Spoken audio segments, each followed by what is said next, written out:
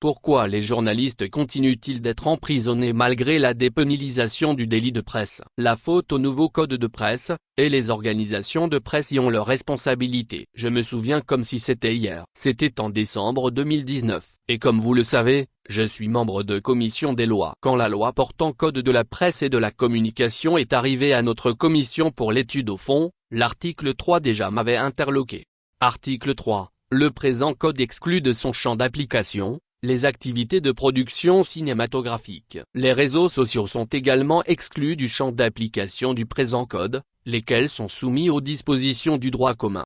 Je m'étais interposé à cet article, arguant que les réseaux sociaux faisaient de nos jours partie intégrante de la communication des organes de presse et de médias, et les exclure allait fragiliser le travail des journalistes. Le ministre Foli Bazi Katari, ministre de la Communication à l'époque, avait pris sa voix posée habituelle, pour m'expliquer que le texte que nous étudions avait fait l'objet d'un profond et large consensus des organisations de presse, et plusieurs représentants de ces organisations étaient dans la salle. Personne n'avait remis en cause le propos du ministre et moi je ne pouvais pas être plus loyaliste que le roi. C'est ainsi que le ver est insidieusement rentré dans le fruit, avec aujourd'hui de lourdes conséquences. D'autres articles abondent dans le même sens. Voir les captures d'écran. L'article 5 exclut les réseaux sociaux des presses en ligne, seul support web reconnu par le code de presse, et l'article 131 ne reconnaît pas les réseaux sociaux comme société de presse en ligne. Et pour finir, le terrible article 156 qui dit,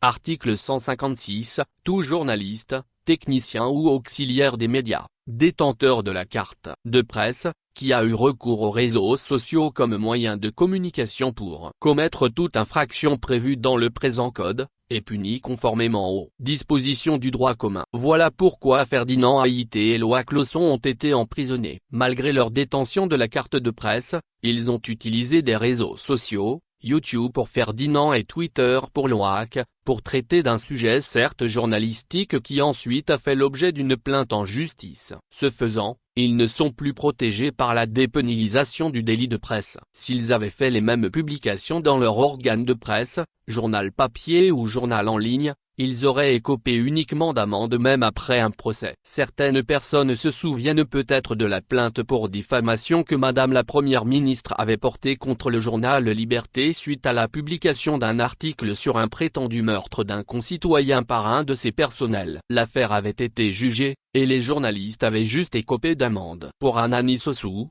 c'est plus compliqué car le droit togolais ne connaît pas de statut de journaliste freelance ou influenceur. En cas de plainte contre une publication sur les réseaux sociaux, c'est le droit commun qui s'applique automatiquement. La seule façon pour lui de bénéficier de la dépénalisation du délit de presse, c'est de se faire enregistrer à l'AA pour un journal en ligne, dans lequel il publie l'intégralité de ses articles journalistiques.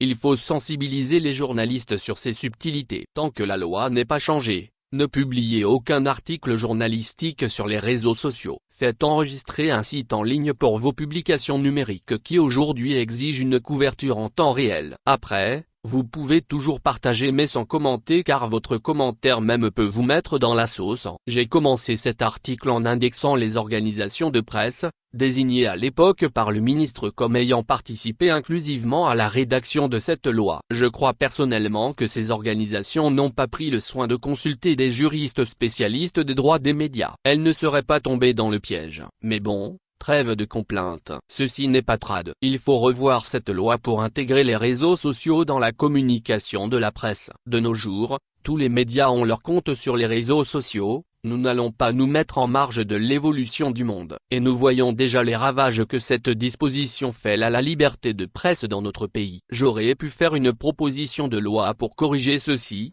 mais j'en ai déjà fait 3 qui ont été bloqués au sein même de l'Assemblée nationale sans arriver au gouvernement. C'est à l'actuel ministre de la Communication de reprendre le flambeau et défendre la profession. Les journalistes doivent mettre en place un puissant lobby pour cela. J'espère que vous avez à présent compris pourquoi on emprisonne des journalistes. J'ai fait mon travail de pédagogie en tant que parlementaire. Mais ne nous trompons pas de combat. Même les insuffisances de notre code de presse ne devraient pas autoriser une autorité politique à recourir systématiquement à des peines d'emprisonnement chaque fois qu'il se sent diffamé. Quand on a sensibilité à fleur de peau, on ne fait pas la politique. Expliquons les choses vivant.